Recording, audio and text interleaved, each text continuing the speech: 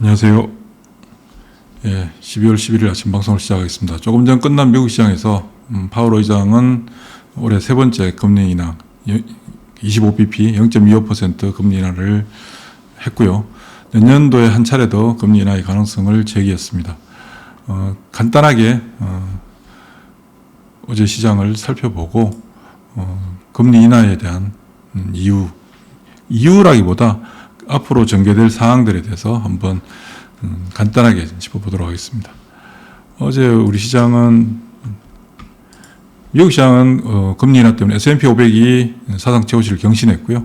기술주 중심의 반도체 종목들, 반도체 주식도 많이 올랐습니다. 근데 생각보다 많이 안 올랐죠.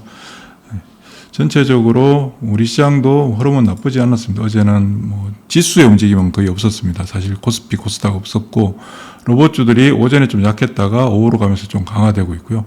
그리고 지난주 금요일 이후부터 주 초까지 좀 약했던 바이오주, 알테오젠 이슈로 인해서 약했던 바이오주들이 다시 재차 강해지는, 알테오젠 급락 이후에 제가 그 방송도 해드렸습니다. 시간이 문제일 뿐 아무런 문제 없다.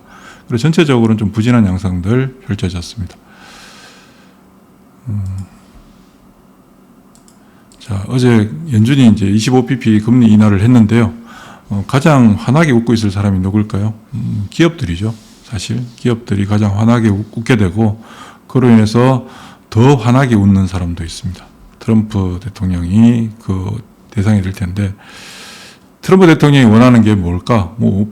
우리가 자세하게 알 수 있나요? 그죠? 트럼프 대통령이 원하는 거는 자기 인기입니다.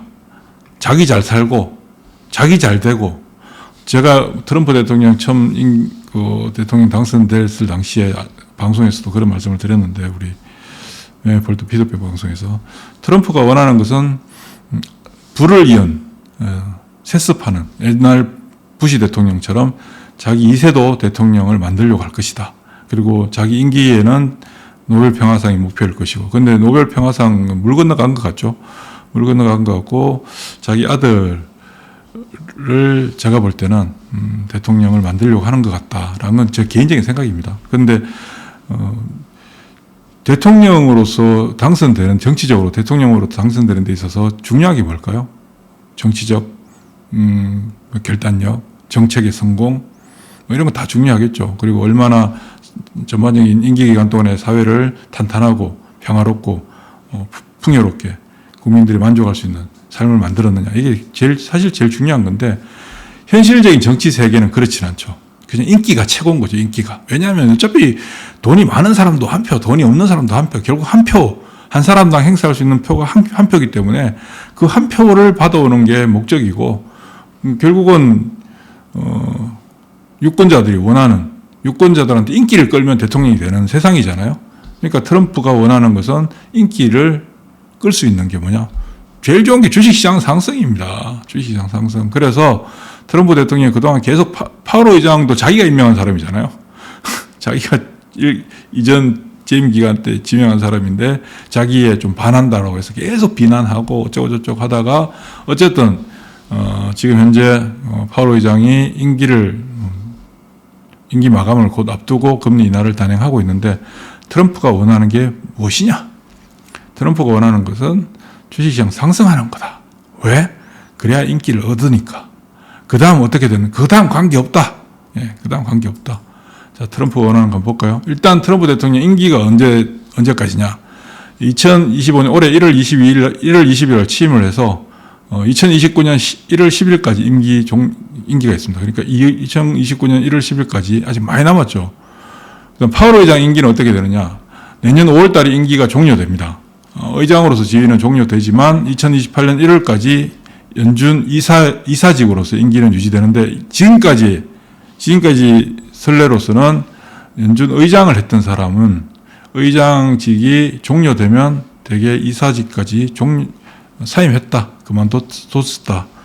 그런데 어떻게 될지는 잘 모르겠죠.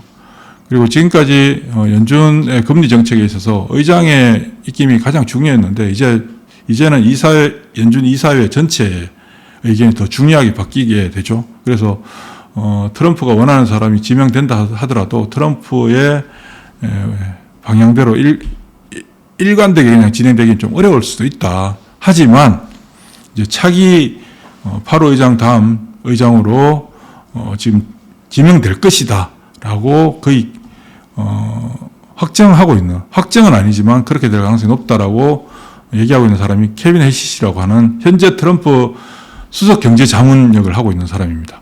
트럼프 경제팀의 핵심적인 인물이고요. 그리고 금리 인하에 대해서 보다 적극적으로 발언을 하고 있고, 그리고 정말 트럼프 같은 사람이에요. 그리고 저금리와 유동성 확대에 대한 강한 의지를 표명하고 있는 사람이다. 그럼 이 사람을 트럼프가 차기 의장, 연준 의장에 지명을 하게 되면 연준의 금리 스케줄, 금리 방향은 어떻게 될까요? 아무래도 금리 인하 쪽에 무게를 두게 되겠죠. 그렇게 됐을 때 어떻게 될 것인가? 아까도 말씀드렸지만 트럼프, 저 개인적인 생각입니다만은 트럼프는 다음 대통령까지 원한다. 다음은 아닐지라도 하여튼 자기 아들도 대통령을 만들려고 하는 그런 의지를 갖고 있는 사람이다. 제가 볼 때는. 그러면 계속해서 국민들한테 뭔가를 줄 수 있는 거. 나중에 어떻게 될지 그건 중요하지가 않아요. 트럼프 자기가 대통령 재임 기간 동안에 뭐가 제일 중요하냐. 물가 불안 어쩌고 저쩌고 하지만 물가보다 주식시장 상승, 코인시장 상승에 무게를 둔 게 트럼프 행정부의 핵심적인 포인트입니다. 그러면 차기 의장이 8호 의장에서 케빈 해시드 의장으로 만약에 바뀌게 되고 계속해서 금리 인하 정책을 밀고 나가고, 어제 8호 의장은 내년도에 금리 인하 한 차례 더 하겠다라고 했지만 그거는 자기가 의장일 당시의 얘기인 거죠. 왜냐하면 임기가 5월달까지니까 그 이후는 자기가 할 수 없는 거니까. 그러면 8호 의장일 때 한 차례 금리 인하를 추가로 하고 그 다음 케빈 해시시라는 사람이 의장이 됐다고 가정을 한다면 그 다음 또 계속 금리 인하할 거 아니에요. 금리 인하해서 금리를 아마 2.5%대까지 만들려고 할 거예요. 트럼프 행정부는. 그리고 엄청나게 돈을 시장에 쏟아부을 것이고 이 세상에 쏟아부으면서 과도한 인플레이션이 재차 만들어질 수도 있습니다. 그런데 인플레이션이라는 게 결국 뭔가요? 자산 가격의 상승이잖아요. 그럼 주식도 자산 가격이에요. 그러면 과도한 유동성 공급과 더불어서 또 특히 현재 뭐가 진행되고 있습니까? 지금 진행되고 있는 거 AI발 데이터 센터에 대한 막대한 투자가 지금 진행되고 있잖아요. 기업들이 투자를 해야 되는데 금리 인하는 너무나 원하는 바죠. 너무나 원하는 바. 그러니까 기업들이 원하는 바, 세상이 원하는 바와 트럼프가 원하는 바가 일맥상통하면서 나중은 어떻게 될지 잘 몰라. 지금은 그게 중요해. 그런 상황으로 간다. 그러면 어떻게 될까요? 돈은 풀리죠. 돈은 더 공급되죠. 거기다가 금리는 낮죠. 그리고 기업들 대규모 투자를 하죠.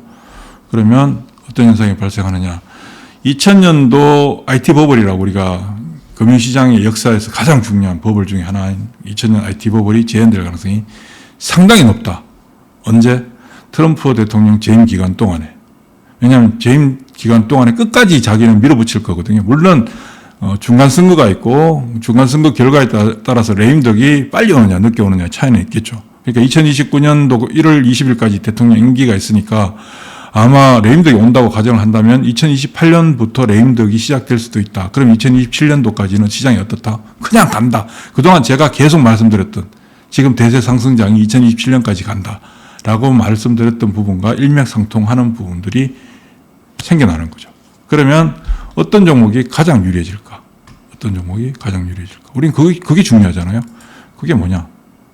자, 결국 AI다. AI 반도체 칩.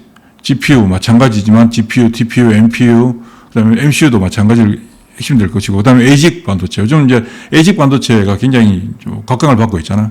ASIC은 그 특정한 영역에 사용할 수 있는 범용 메모리처럼 그냥 단판 공장에서 그냥 대량 생산으로 찍어내는 게 아니라 소량으로 맞춤 생산하는 반도체거든요. 그 사용 용도에 따라 다 다르게 설계되는 그 ASIC도 유명해질 것이고, 그 ASIC과 관련된 회사들은 대개 이제 팹리스 업체들이죠.